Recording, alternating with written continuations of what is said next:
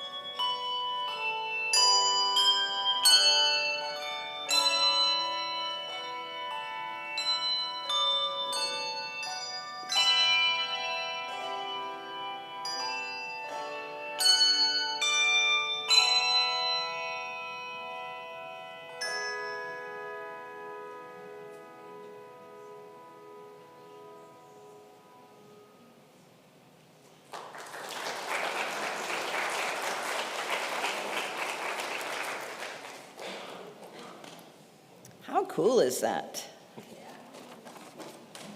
Thank you, handbells. Thank you, Tony. Beloveds, before I light our chalice, I want to say a few things. First, about our sound system. We are working on this. We have really excellent equipment, and we have an amazing team led by our sound engineer, Zane. So we're working on this, and here's how you can help us.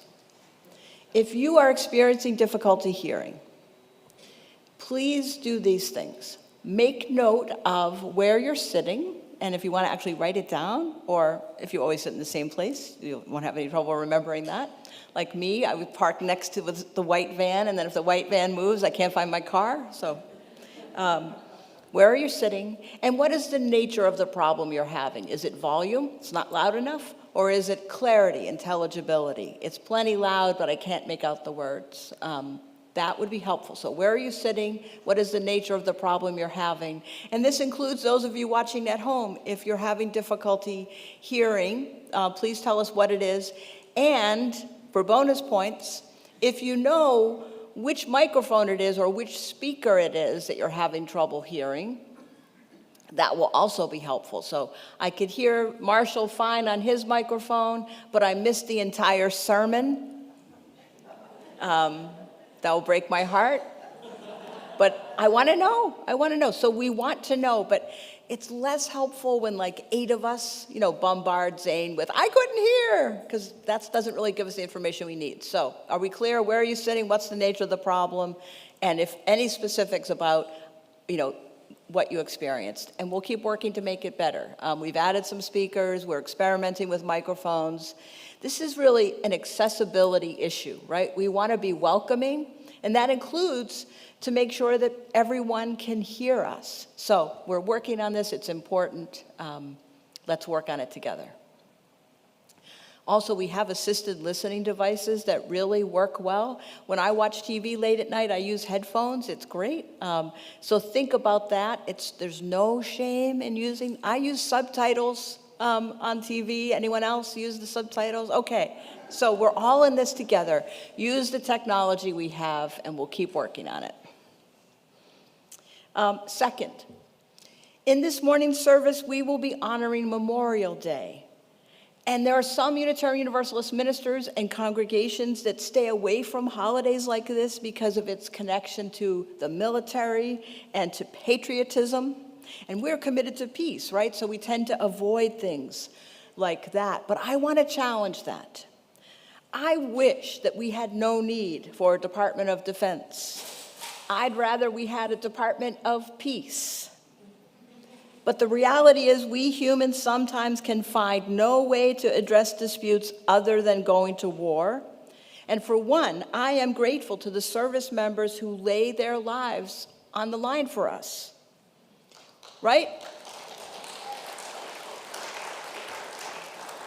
We can honor the warriors without endorsing war. Second, the idea of patriotism has been linked to the right. But to me, patriotism is a love of place and a commitment to the ideals of that place. I am grateful to be living here in the United States and grateful that we still say we are striving to be the land of the free. Now, we are far from living into that ideal. And to my mind, it is an act of patriotism to name that gulf between our ideals and our lived experience. And we here at First UU can certainly relate to that, right? That we love this place, and we're committed to the ideas of a progressive faith, and we're aware that we sometimes fall short. And we say that every Sunday in our opening words. And lastly, many of you may be aware that there is some difficulty emerging here, some conflict brewing. And I want to assure you that we will talk about it. But for this hour, I want us to honor Memorial Day. That's what my reading and my sermon will be about. It's what the music is enhancing, gathering in community to honor those we have lost. And I'm going to make a request of you. In the receiving line, could you resist the urge to bombard me with all the things you're upset about right now? And could you instead let us move through the receiving line and greet one another, get some coffee, and maybe a snack, because we don't want anyone to be hangry. And those of you wishing to have a conversation with me about current events, let's gather in Bard Hall after we've had some coffee. We'll put the chairs in a circle, and then we'll put them away when we're done so that Mark can finish his work and go home. Does that sound good? We'll make time for this in community, okay? And those of you watching from home not able to get here to join us at Hillcrest, we'll have an online gathering on Thursday evening. Information will be going out about that. So it's gonna be okay. We're gonna talk about this. But for now, we're going to honor Memorial Day. Are we good? So let us begin our worship service. Our opening words are by Rosemary W. Traumer. I want a word that means okay and not okay. More than that, a word that means devastated and stunned with joy. I want the word that says, I feel it all at once.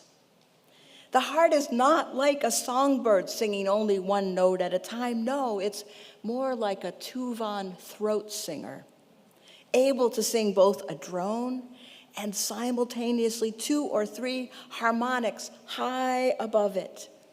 A sound, the Tuvans say, that gives the impression of wind swirling among rocks. The heart understands swirl, how the churning of opposite feelings weaves through us like an insistent breeze, leads us wordlessly deeper into ourselves, blesses us with paradox so we might walk more openly into this world so rife with devastation, this world so ripe with joy. Come, let us be together in worship, and let us sing together our opening hymn, Come Sing a Song with Me. You can rise in body or spirit.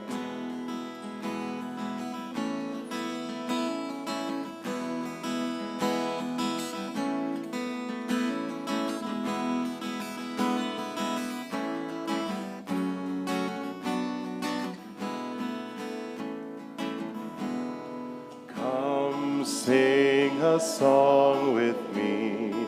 Come sing a song with me. Come sing a song with me, that I might know your mind. And I'll bring you hope when hope is hard to find. And I'll bring a song of love and a rose in the winter time. Come dream a dream with me. Come dream a dream with me. Come dream a dream with me, that I might know your mind. And I'll bring you hope when hope is hard to find. And I'll bring a song of love and a rose in the winter time. So come share a rose with me. Come share a rose with me. Come share a rose with me, that I might know your mind. And I'll bring you hope when hope is hard to find. And I'll bring a song of love and a rose in the winter time.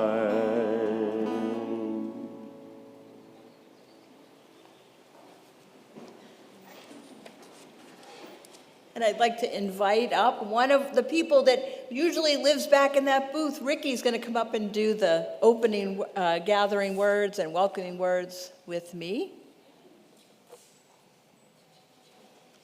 Welcome, Ricky. Thank you for running the cameras, and we just won't even notice that happened. Good morning and welcome to the First Unitarian Universalist Church of San Diego, where we worship each Sunday in the South Bay, in Hillcrest, and online. Buenos días y bienvenidos a la primera Iglesia Unitaria Universalista de San Diego, donde adoramos cada domingo aquí en Hillcrest, en la Bahía del Sur o en Chula Vista, como ustedes quisieran decir. Saludos a todos de Chula Vista. Y en línea. I am the Reverend Justine Sullivan, and I use the pronouns she and her. A special welcome to those of you here for the first time. We invite you to fill out the welcome card in your order of service. Me llamo Ricky Cuadra y uso el pronombre ella y they y them. Le quiero dar una bienvenida muy especial a todos que están con nosotros por primera vez. Les extendemos la invitación de llenar el formulario en el orden de servicio. Our community is a vital, diverse, multi-generational congregation without borders, with a mission to create community, nurture spiritual growth, and to act on our values to help heal our world. Somos una congregación compuesta de personas de distintas identidades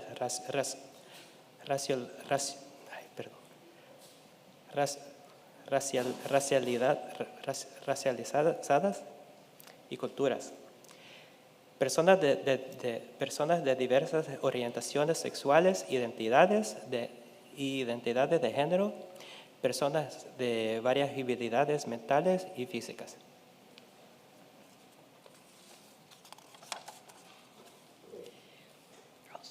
We are creators of community and compassion, and though we can fall short, we are committed to practicing an affirming welcome to all.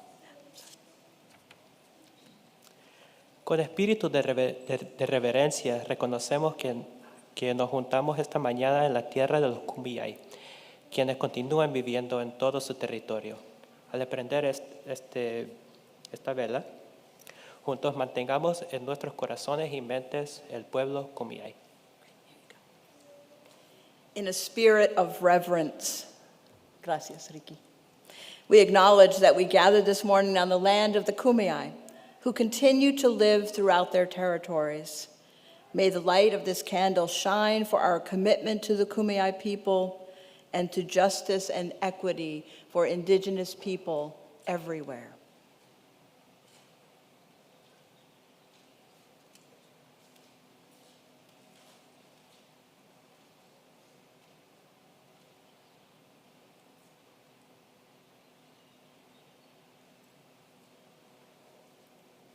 And I invite you to rise once more in body or spirit and join us in singing our church hymn, which we'll sing South Bay style, as our members of our community must be doing right about now in South Bay.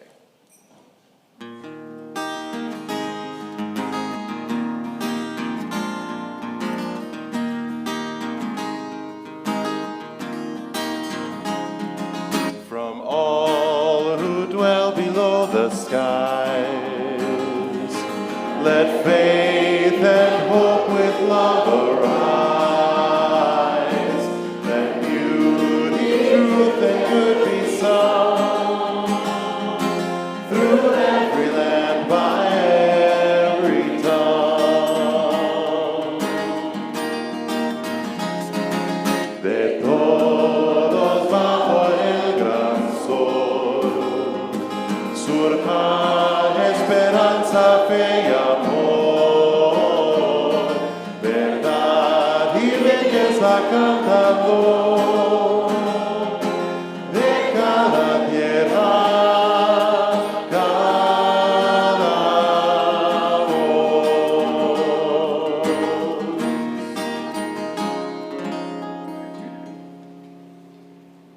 May love be the spirit of this church.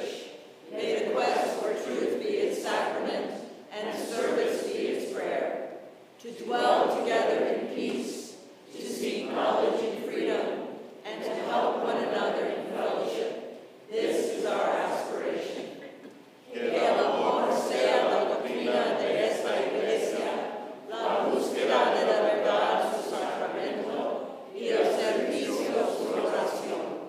Vivir juntos en paz, buscar la verdad con libertad y ayudarnos mutuamente en comunidad. A eso aspiramos.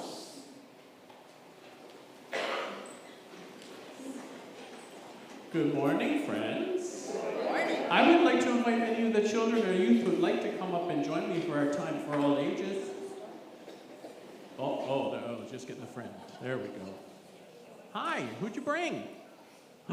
Oh, does the kitty have a name? Her name is Microphone. Whoa, her name is Microphone. Wow. Hi. Would you like to sit up here with us? Awesome. You can sit right there. There's plenty of room. Well, hi, friends. So be careful of this. Let's scooch up just a little bit so we don't hit the candle part. Can you scooch up here? One more scooch. There we go. You like the candle? Me too. Oh, hi, friends. Welcome. So, as Reverend Justine said at the beginning of our service, today we're taking time to celebrate Memorial Day. Does anybody know what Memorial Day is? No? It's kind of a complicated holiday, I think, as Reverend Justine pointed out. Memorial Day is the day when we celebrate people in the service, people in the Army or the Navy or the Marines or the Air Force who have died. And that might sound sad, but not very complicated. However, hold on one second. I'm going to ask you a question in a minute. However, we have these principles, like the first principle that says we believe in the inherent worth and dignity of all people. And we have the sixth principle that says we believe in a goal of world community with peace, liberty, and justice for all.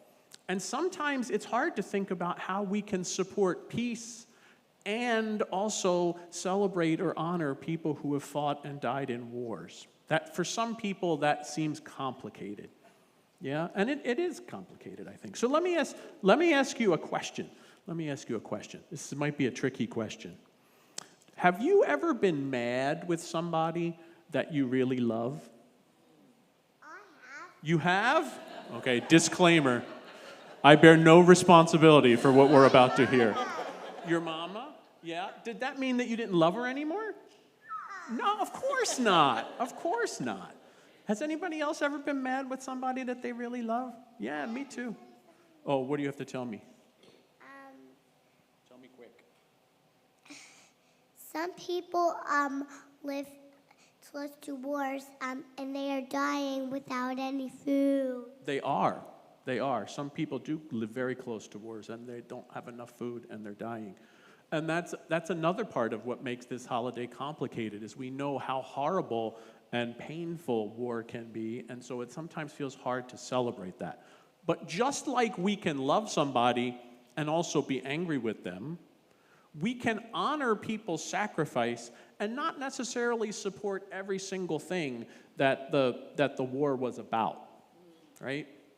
I was saying when we were talking about this with the worship team, and I was saying in the meeting that Memorial Day for me, this is mostly for the grown-ups, but you can listen too. Memorial Day for me lands differently depending about what war I'm thinking about. Like when I was growing up and even currently, all of the veterans in my family fought in World War II and they fought in Europe. So for me, Memorial Day was thinking about people who fought against Nazis. And that's kind of a hard thing to find fault with. Like it's pretty cut and dry, I think. But for other wars, it gets a little more complicated when the issues got more complicated. And that doesn't mean that the people who fought and died in those wars, that their sacrifice meant less. It just means that it's harder to think about and celebrate. Hold on 1 minute. But we have some of our sources that can help us think about how things are complicated. This is a book. I'm not going to read the whole book, but I wanted to read a little bit. It's called To Everything There Is a Season. And these words are found in the Jewish scriptures in the book of Ecclesiastes. You might recognize this from a song, too, those of you who are my age and older. But you can tell me afterwards, okay? To everything there is a season, and a time for every purpose under heaven. A time to be born, and a time to die. A time to break down, and a time to build up. A time to hug, and a time to refrain from hugging. A time to get, and a time to lose. A time to keep, and a time to throw away. A time to be quiet, and a time to speak. a time of war and a time of peace. And I think what Ecclesiastes is trying to tell us there is that life is sometimes complicated, and not everything is as easy as saying it's good or it's bad. Sometimes it's a little bit of both, and it's okay that it's a little bit of both. Can you tell me afterwards? Because I got to wrap up here and we got to do our affirmation. And I think as Unitarian Universalists, one of the things that I'm proud of about us is that we can handle complicated stuff. We're okay with things when they're complicated. We don't have to say this is absolutely right or wrong all the time. And I'm proud of us for that.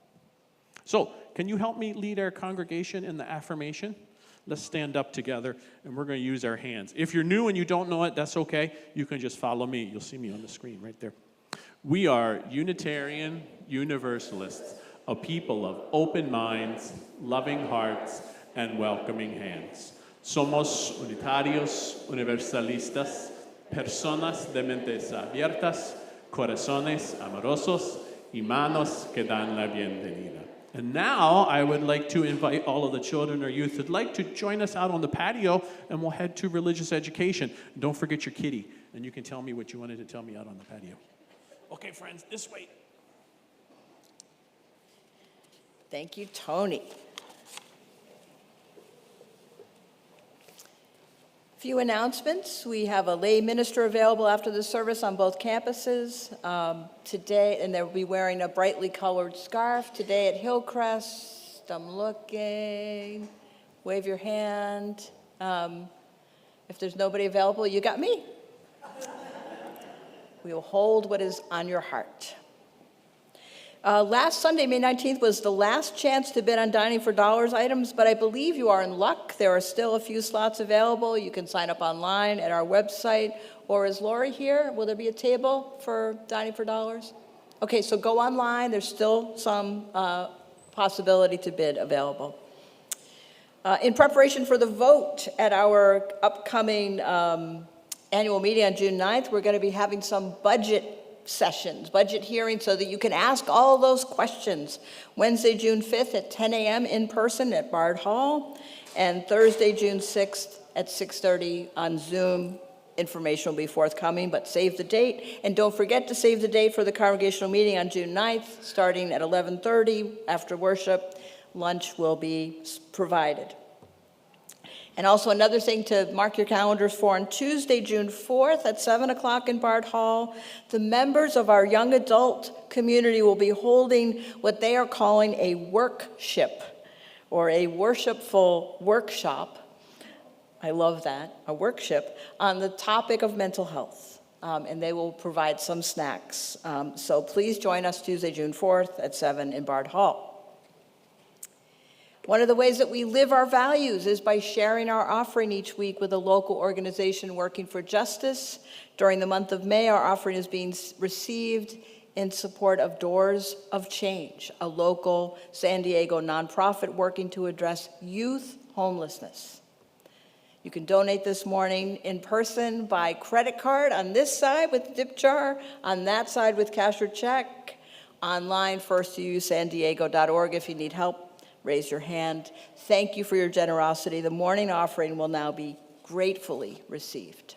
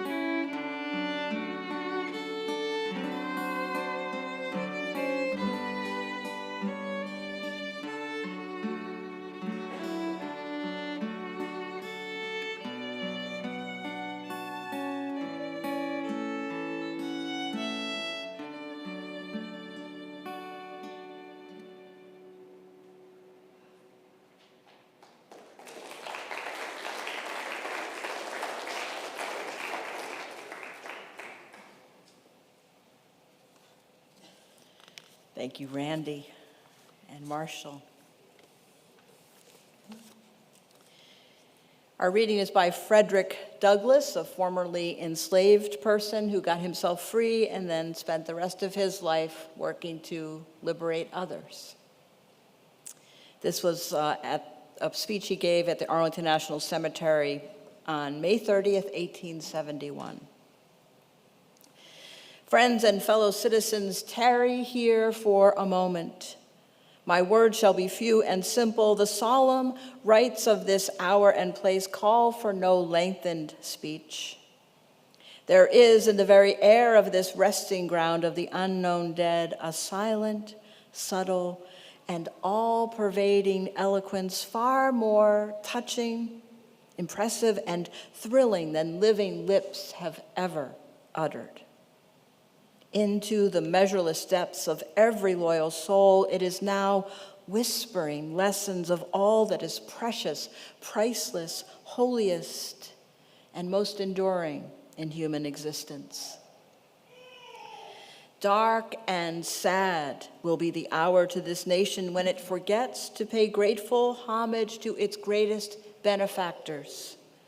The offering we bring today is due alike to the patriot soldiers dead and their noble comrades who still live, for whether living or dead, whether in time or eternity, the loyal soldiers who imperiled all for country and freedom are one and inseparable.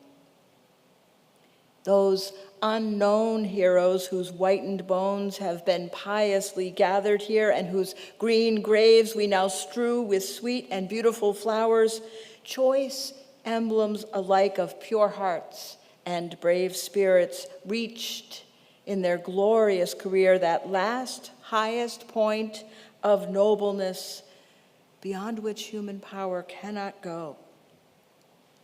They died for their country. No loftier tribute can be paid to the most illustrious of all the benefactors of mankind than we pay to these unrecognized soldiers when we write above their graves this shining epitaph. When dark and vengeful spirit of slavery, always ambitious, preferring to rule in hell than to serve in heaven, fired the Southern heart and stirred all the malign elements of discord, when our great republic, the hope of freedom and self-government throughout the world, had reached the point of supreme peril, when the union of these states was torn and rent asunder at the center, and the armies of a gigantic rebellion came forth with broad blades and bloody hands to destroy the very foundations of American society, the unknown braves who flung themselves into the yawning chasm where cannon roared and bullets whistled, fought and fell. They died for their country. We are sometimes asked in the name of patriotism to forget the merits of this fearful struggle and to remember with equal admiration those who struck at the nation's life and those who struck to save it. Those who fought for slavery and those who fought for liberty and justice. I am no minister of malice. I would not strike the fallen. I would not repel the repentant. But may my right hand forget her cunning and my tongue cleave to the roof of my mouth if I forget the difference between the parties to that terrible, protracted, and bloody conflict. If we ought to forget a war which has filled our land with widows and orphans, which has made stumps of men, of the very flower of our youth, which has sent them on the journey of life armless, legless, maimed, and mutilated, which has piled up a debt heavier than a mountain of gold, swept uncounted thousands of men into bloody graves, and planted agony at a million hearthstones, I say, if this war is to be forgotten, I ask in the name of all things sacred, what shall men remember? I would say the same about January 6th. The essence and significance of our devotions here today are not to be found in the fact that the men whose remains fill these graves were brave in battle. If we met simply to show our sense of bravery, we should find enough on both sides to kindle admiration in the raging storm of fire and blood, in the fierce torrent of shot and shell, of sword and bayonet, whether on foot or on horse. Unflinching courage marked the rebel not less than the loyal soldier. But we are not here to applaud manly courage, save it as it has been displayed in a noble cause. We must never forget that the loyal soldiers who rest beneath this sod flung themselves between the nation and the nation's destroyers. If today we have a country not boiling in an agony of blood like France, if we now have a united country no longer cursed by the hell-black system of human bondage, if the American name is no longer a byword and a hissing to a mocking earth, if the star-spangled banner floats only over free American citizens in every quarter of the land, and our country has before it a long and glorious career of justice, liberty, and civilization, we are indebted to the unselfish devotion of the noble army who rest in these honored graves all around us. Here ends our reading.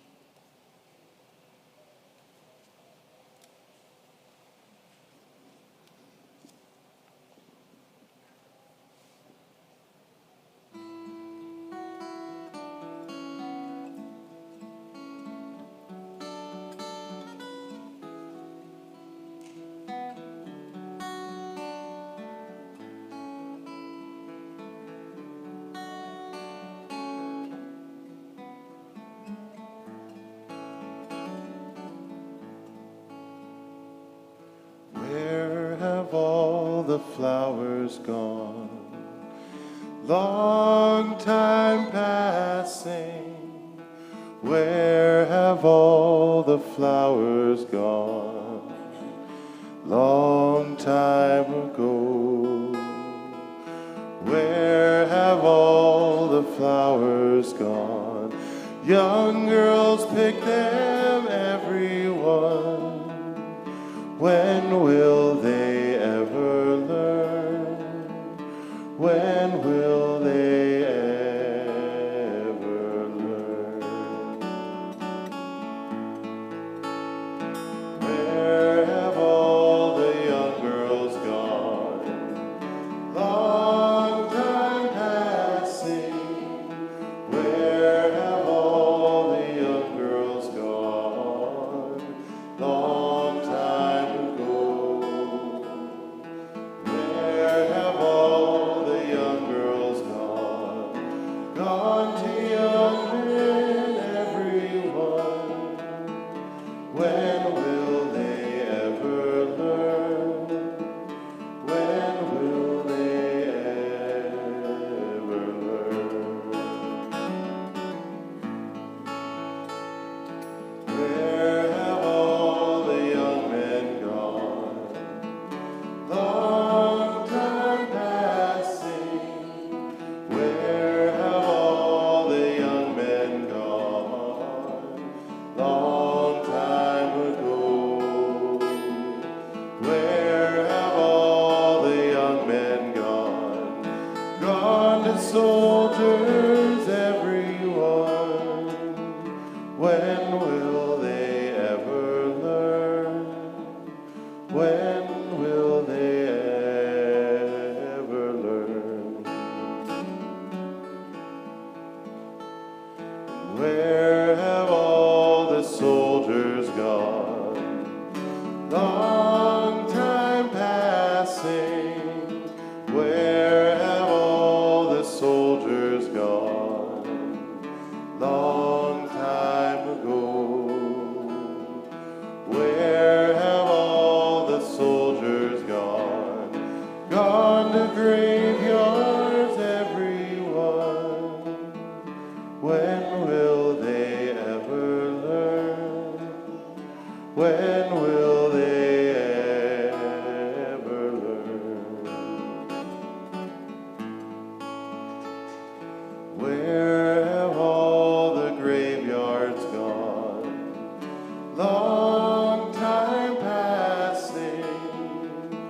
Where have all the graveyards gone? Long time ago. Where have all the graveyards gone? Gone to flowers, everyone. When will they ever learn? When will they ever learn?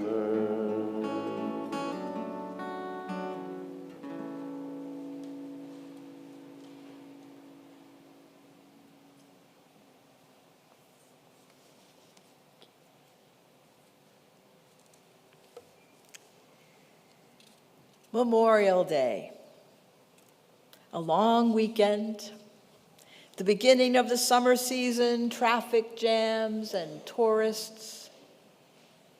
But maybe we have lost track of the real meaning of and the reason for Memorial Day. 620,000 dead at the end of the Civil War. That was about 2.5% of the total population lost in the war. If that happened today, that would be over 6 million people gone. It was during and just after the Civil War that the U.S. created our first national cemeteries, including the Arlington National Cemetery, the beginning of the idea that the folks who died in war belonged to all of us, those who served and died for all of us, and so they should be buried in a public cemetery at public expense and in a way that would allow their sacrifice to be acknowledged by all of us. 1 out of 4 soldiers who went off to fight in the Civil War never returned. And because regiments were local, there were towns that lost scores and scores of their young men, in some cases, all the men in a family. Imagine that kind of loss. Many more soldiers and civilians injured or sick. Homes and farms and businesses destroyed. The country, the entire country, devastated. And we did it to each other. For very good reasons, perhaps unavoidably, we went to war to end slavery, to preserve the Union. But at the end, though one side was deemed victorious and the Union preserved, the fabric of society was torn asunder, literally ripped apart.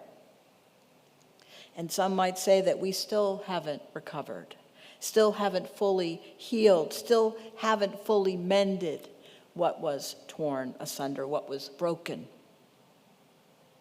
But at the end of the war between the states, we had to try to come back together as one community, as one nation. And the federal government did lots of things. The North sent troops into the South to try and rebuild, to try and safeguard the rights of the now former slaves.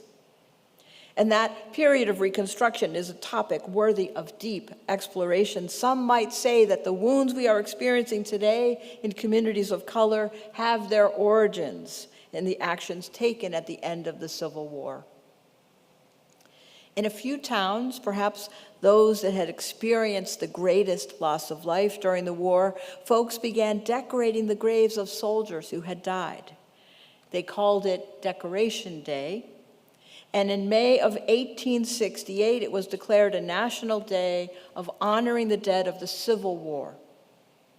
At the first National Decoration Day on May 30th, 1868, former Union General and then U.S. Congressman and future President James Garfield made a speech at Arlington National Cemetery, after which the nearly 5,000 participants decorated the graves of 20,000 war dead with flowers and wreaths. What a simple and yet beautiful and sacred act. Decorating the graves of soldiers, some known to them, many more, I'm certain, not known to them, some completely unknown, as record-keeping in that time and in the face of such carnage was often incomplete. And we see that today, don't we, in Gaza and other places around the world where there are so many dead and so few people to bury them that the names and identities of people are lost. The people gathered on that day, May 30th, 1868, gathered in community to mourn the loss of all their beloveds, to cry together, to offer one another consolation, to honor those who had made the ultimate sacrifice, and to express the fervent prayer that such sacrifice would never again be needed. And every year since that time, people have gathered in cemeteries and at war monuments all around the country to honor those who have died in battle. Frederick Douglass, whose words I read, was an enslaved person who got himself free. And he could have just kept his head down after the war, lived his life. But he continued to speak out, reminding folks to resist the urge to rewrite history, to suggest an equivalence of both sides. Douglass was a brilliant writer and orator, and he was often called upon to speak at Decoration Day remembrances at what would later become Memorial Day. President Lincoln had made the very difficult decision to go to war. He saw no other way to preserve the Union. 620,000 dead at least, each of them worthy of mourning, each of them a human with inherent worth and dignity. But even though we can mourn every life lost, every father, every son, every husband, brother, cousin, friend, let us not suggest that both sides were fighting for a noble cause. As Douglass writes, we are not here to applaud manly courage, save as it has been displayed in a noble cause. President Lincoln understood the power of ritual, and he called the nation together and said, we must mourn all our dead. Frederick Douglass said, yes, we must mourn all our dead, but let's not let what they were fighting for be one of the casualties of the war. Such an important conversation they were having in their speeches. Let's honor all the dead, yes, but let's not create a false equivalency between the causes and rewrite history to make ourselves feel more comfortable. In our effort to move on, let's not fail to lift up and remember always the very principles that brave people have died protecting. And I think of this each time I see the seemingly endless footage of the insurrectionists who attacked our Capitol on January 6th. Theirs was not a noble cause. And to compare their attack to protests that have been held in the name of freedom or in response to some egregious acts of violence is an insult to all who have fought, marched, and died for justice. Amen? Amen. We deserve better. And certainly our soldiers, sailors, and Marines, and Air Force people, all our service people, all who risk everything in the fight for justice deserve better. Our chaplains. I close with these words by the Reverend M. Barkley. Gentle presence, patient listener, holy holder of it all, my prayer is this. I am so sad. It is not an ask, it's not a confession, it's an offering. The only one I have today. I'm praying it with hope. I know grief is a lifeline tethering me to the world that should be, the one worth fighting for. As a practice of faith, I will not deaden these feelings that let me know all is not well. I will not adjust to cruelty or disregard for life, detaching myself from humanity, mine or others. I will not allow once imaginable scenarios to be turned into everyday losses that no longer pierce my soul. And so here are my tears. And here is my tired body, and here is my foggy, distracted mind bearing witness to the place within that aches for the ones I love, for friends and strangers, for everyone being pushed into impossible situations. My sadness, our sadness, is a testimony. It is not the only one. Tomorrow, hope or fight or curiosity will bear their truth and pull us back into the labors we love in the company of others. But today, the only riot in me is this sorrow, refusing to quiet the cry from within. We are made for so much better than this. May it be so.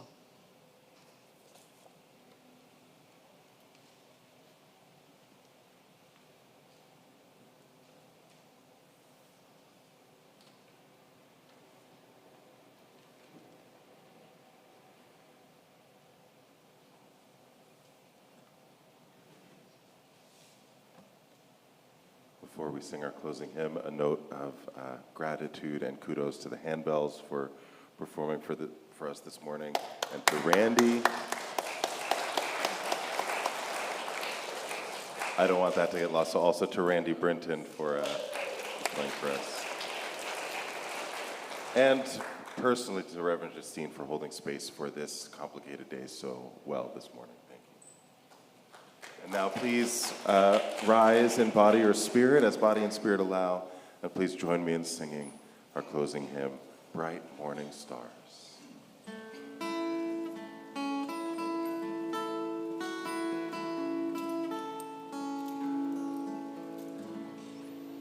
Bright morning stars are rising. Bright morning stars are rising. Bright morning stars are rising. Day is a breaking in my soul. Oh, where are our dear mothers? Oh, where are our dear mothers? Oh, where are our dear mothers? Day is a breaking in my soul. They are sowing seeds of gladness. They are sowing seeds of gladness. They are sowing seeds of gladness. Day is a breaking in my soul.